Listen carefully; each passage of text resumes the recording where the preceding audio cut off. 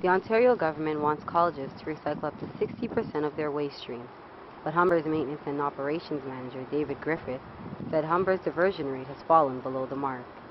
Vice President of Humber's Environmental Action and Awareness Club, Troy Detweiler, organized an event on residents to show students different ways they can help the environment.